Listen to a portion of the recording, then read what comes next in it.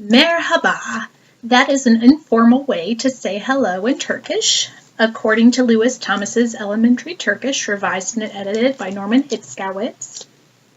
How many of us are very familiar with Turkish culture when it comes to mealtimes or the dining experience?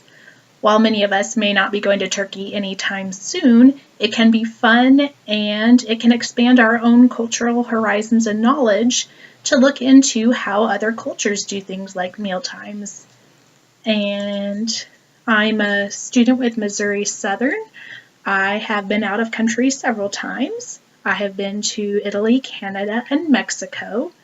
And while I've not been to Turkey, I have been researching some of the customs, food types, and etiquettes involved in Turkish dining experiences.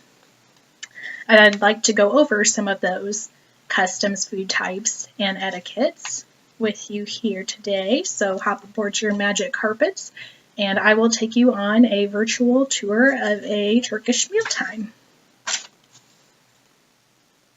I'll start by introducing a basic meal setup, and then we will look further into the types of foods and etiquettes involved in a Turkish meal.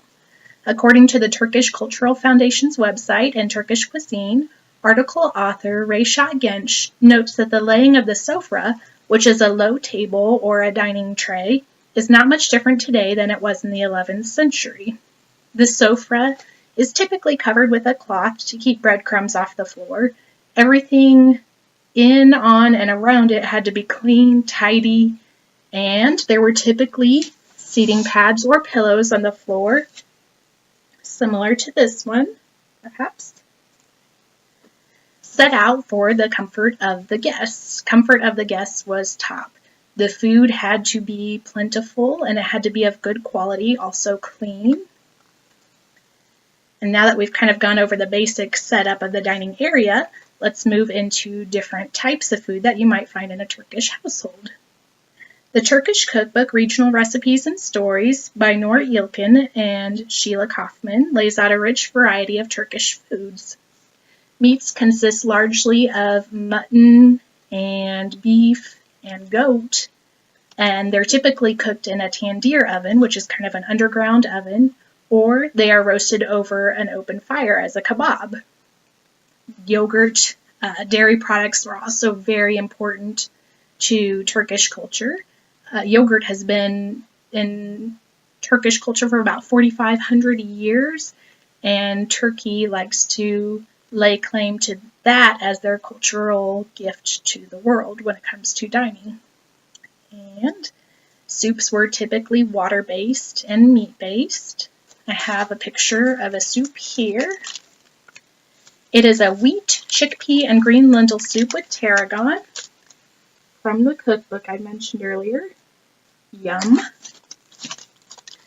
Bread was also served with every meal. Rice was a staple of most meals. And now that we've covered some of the food types consumed in Turkey, I would like to look into some of the rules involved in polite dining etiquette around Turkish mealtimes. According to the Etiquette Scholars website on international dining etiquette in Turkey, there are a number of polite customs to keep in mind when around the meal table in Turkey. When using utensils, the knife is in the right hand, the fork is in the left hand, and you never switch utensils between hands. You also wait to eat until the oldest member at the table has been served and begins to eat. And the end of the meal should always thank your host or hostess. You should probably also consider before the meal asking the host or hostess if there are any house customs that you should be aware of. Sometimes Turkish hosts or hostesses prefer that you leave your shoes at the door, and they will give you a set of house slippers to wear instead. In conclusion, now that you have gone over with me the basic mealtime setup, types of food, and etiquette, I hope that this information has enhanced your appreciation for and understanding of Turkish mealtimes and dining etiquette. And I would like to close with a customary saying, often said before eating in Turkey, and that is Afiyet olsun, which means may what you eat bring well-being.